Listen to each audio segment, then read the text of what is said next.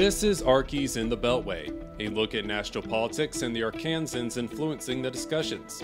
I'm Alex Thomas, Washington correspondent for the Arkansas Democrat-Gazette, reporting from the nation's capital.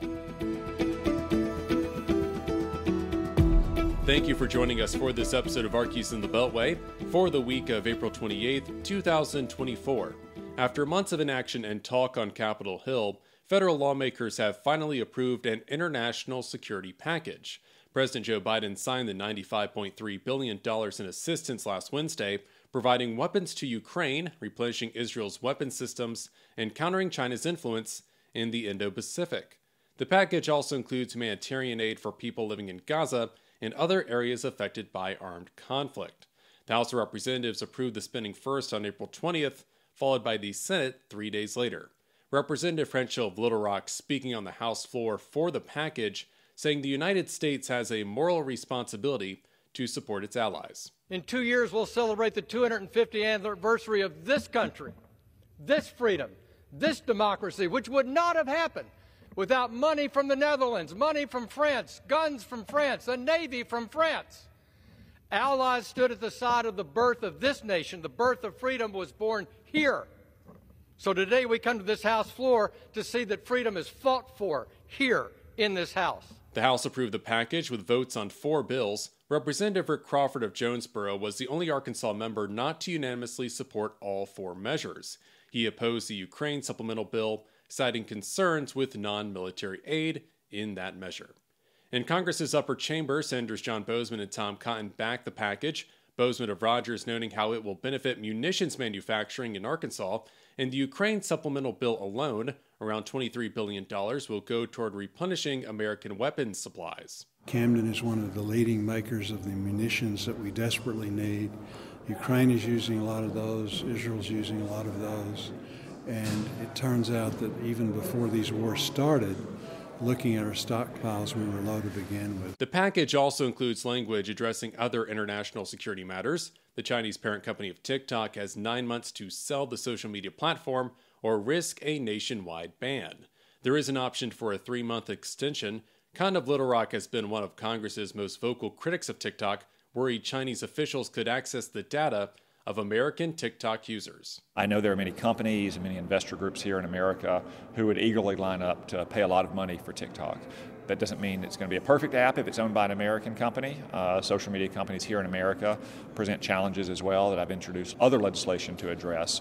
But it's a unique challenge when a social media company like TikTok is owned by a foreign adversary like the Chinese Communist Party. The package also includes 2 efforts led by Representative Hill, addressing the illicit trade of Captagon involving Syrian leaders, and information regarding the finances of Iran's leadership.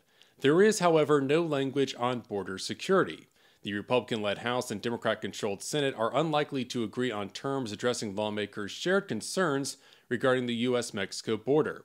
House Republicans approved a bill last year with stricter standards for granting asylum and parole. The Senate rejected a bipartisan proposal from colleagues in their own chamber back in February.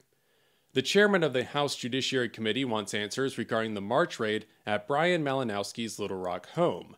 Ohio Representative Jim Jordan sent a letter last Monday to the director of the Bureau of Alcohol, Tobacco, Firearms and Explosives, Jordan wanting answers regarding the agency's practices as well as information regarding the raid. Malinowski was shot at least once in the head during the March 19th operation. He died 2 days later. A federal affidavit related to the search warrant states Malinowski, the executive director of Bill and Hillary Clinton National Airport in Little Rock, had purchased more than 150 firearms and resold guns without a license. Jordan's interest in the matter stems from a request from Representative Hill to review the case. 2 Arkansas House members will have parts in the future rebuild of the Francis Scott Key Bridge near Baltimore. Representative Crawford and Representative Steve Womack of Rogers are among the lawmakers whose committee work will involve the response to the March 26 disaster, during which the cargo ship Dolly struck the 1.6-mile structure. Crawford serves on the House Transportation and Infrastructure Committee. He traveled to the bridge site with colleagues back on April 19th. You can see this stuff on TV. There's just no way to really fully appreciate, I guess, the enormity of this deal until you actually get out there and see it right up close. It's just spectacular. A response team has been working on clearing channels, allowing recreational vessels and small commercial ships to travel through the port of Baltimore. Maryland and federal agencies will face questions in the future about how to rebuild the bridge. The bridge and surrounding portions are considered a segment of Maryland State Highway, meaning the current federal share of the future project is 80% of the cost. Maryland's congressional delegation wants the federal government to cover the project in full. Womack is the new chairman of the House Appropriations Subcommittee, overseeing issues involving transportation, housing, and urban development. He met with Maryland Governor Wes Moore on Capitol Hill to discuss the response efforts. The congressman says regardless of the final share, the federal government needs to help Maryland out. So many of these large projects just can't be done by a state or by a local community. They have to have a federal partner, and that's what we do. That's how we operate up here. President Biden has said he intends for the federal government to cover the entire cost of the project. Crawford calls that promise premature. An Arkansan is taking a new role on the presidential campaign trail. Adrian Elrod is joining President Biden's re-election effort as a senior advisor and spokesperson.